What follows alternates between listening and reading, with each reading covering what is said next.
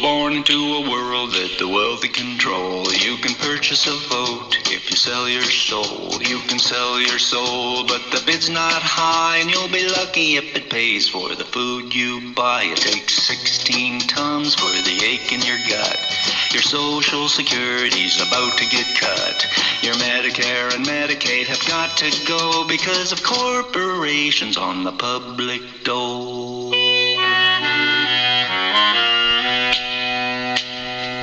You could tell them they can stick it where the sun don't shine.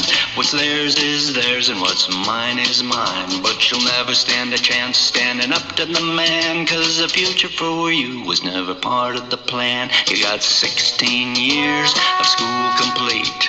You got yourself a debt you can never defeat. It's no accident you're stuck with the bill to pay. It's designed to define you till you're old and gray.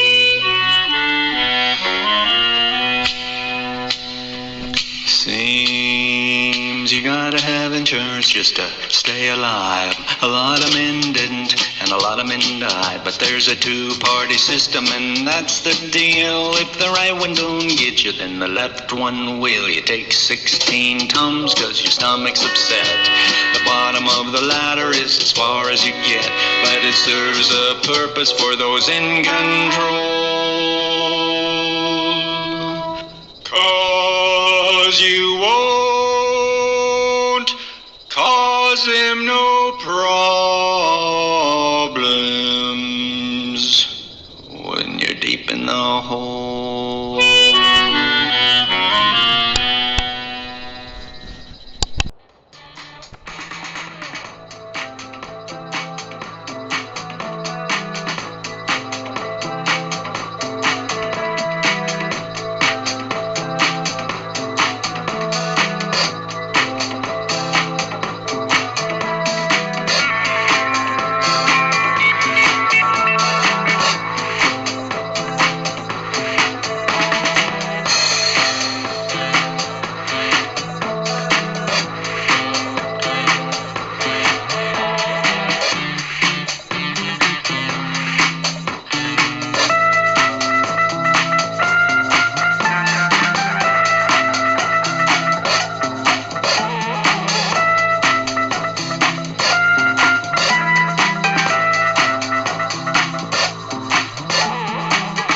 At 7:31, you're listening to The Mud, KMBD Garberville 91.1 FM. It's the morning show. My name's Little Rock. Profit from a system that pollutes both earth and mind. It keeps us on the back roads, cut off from the solutions, and we're left environmentally resigned. It's knowing that the atmospheric CO2 affects the planet's climate. With levels at the highest that they've been over the last 3 million years. While it's true that we could fix it, the inherent threat to profit seems to make it so we're always disinclined. What use will all that money be when the planet can't sustain us and the Earth's environmentally resigned? They're clinging to some dead beliefs while rapid changes happen all around us. Believing something someone said that blames it on some faction they despise. It's just knowing that the world could be impacted with disaster like an earthquake and a hurricane combined. And the limit wouldn't indicate that something was amiss, 'cause they're environmentally resigned. It makes some people mad to say humans could affect the course of nature. Go ahead and check the comments that you'll find below this post. I rest my case. How can we find solutions when the truth is being purposefully maligned? When things get to their worst, they'll still deny we caused it. It's just environmentally resigned. It's knowing that the truth will have a cost that causes some people to balk, and makes them tend to leave their sleeping brains rolled up and stashed behind their couch, where they sit and watch the corporate news controlled by those who profit from a system that pollutes both earth and mind. It keeps us on the back roads, cut off from the solutions, and we're left environmentally resigned. Constant respiratory problems that are now epidemic. Is there any connection between this and the growing epidemic rates of other human diseases that are proven to be connected to highly toxic heavy metal exposure? Lab tests from around the globe have long since proven a mountain of heavy metals like aluminum, barium, and strontium are raining down on all of us. These metals are the primary elements named in climate engineering patents. Yes, this is connected to the dirty, dingy, often checkerboard striped toxic mess that we see in our skies day in and day out. If you don't believe it, it doesn't matter. You're still breathing this contamination with every breath, and it's building up in your body. Several dozen lab tests from Shasta and Siskiyou counties alone, about 70, I believe, prove this beyond any shadow of a doubt. Why aren't we being told? Why don't meteorologists and institutions like the Weather Channel say a word about climate engineering? Because they're owned by corporations like Blackstone and Bain Capital, corporations all connected to the umbilical of the global power structure. Does anyone believe the paid actors at the Weather Channel would tell the truth about climate engineering, knowing their jobs, or perhaps much more, depend on them saying whatever they're told to say? Perhaps we could ask Weather Channel meteorologist Nicholas Wiltgen. Unfortunately, though, we can't, because he died last month in what Fox News said was, quote, an apparent suicide. His car was crashed through an Atlanta parking garage and plowed into an adjacent hotel.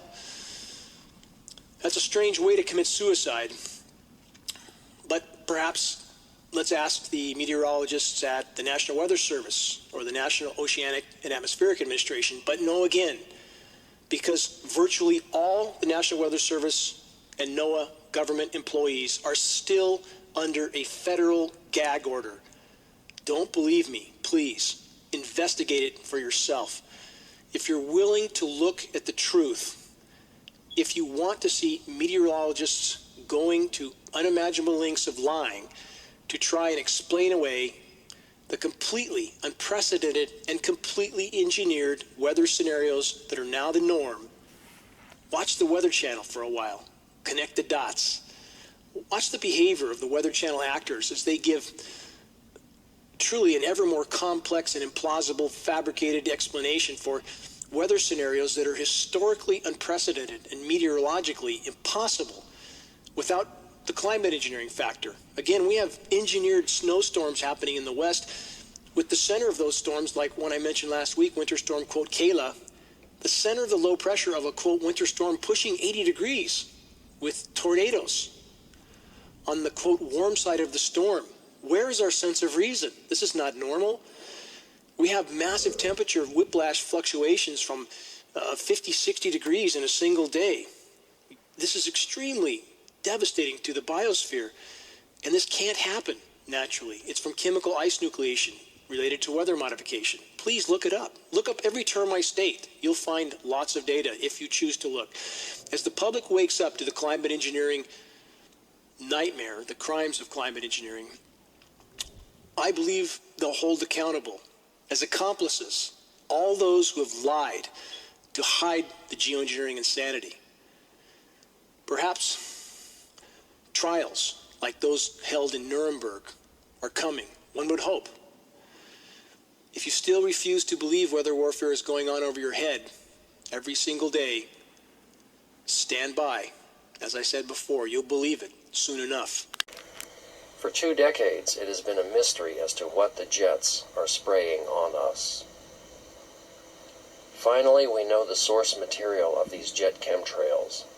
Coal ash is reprocessed to create the chemtrail base mixture. Chemtrail residues in rainwater have the same mix of toxic metals as those found in coal ash from coal-burning power plants. Such a huge amount of chemtrails is sprayed every day that there is no other source for these nano-metal oxides except coal ash. Fly ash and bottom ash are created at every coal-fired power plant. Fly ash is rich in aluminum oxide, about 30%, which is the main chemical found in chemtrail rainwater tests. Coal combustion waste from power plants is the biggest industrial waste stream in the world, with about 120 million tons created each year in the USA alone. Over 50 million tons of fly ash is created in the USA each year by processing the coal combustion waste. More than 40% of U.S. coal ash production is reprocessed into cement, road base, drywall, bauxite, shingles, plastic filler, and non-publicized uses like chemtrail mix. The use of fly ash has more than doubled since chemtrails began in the mid-1990s. Chemtrails account for millions of tons of coal ash reuse every year. Secret chemtrail mix is labeled component of flowable fill in coal ash industry documents. 39% of the electricity generated in the U.S. is made by burning coal. Disposing of the ash at each coal-burning power plant is a billion-dollar problem, with most ash put in nearby landfills at a very high cost. After the Kingston, Tennessee coal ash spill in 2008, the electric utility paid over $1 billion and spent over 5 years to clean it up. The secret chemtrail program receives fly ash from coal-fired power plants at a very low cost, since the power plant operators are trying to get rid of the ash. Railroad or barge transportation makes it easy to move millions of tons of processed fly ash to secret air bases. All coal electric utilities use transportation, such as railway, to bring coal to the plant. Therefore, it's very easy to remove the fly ash.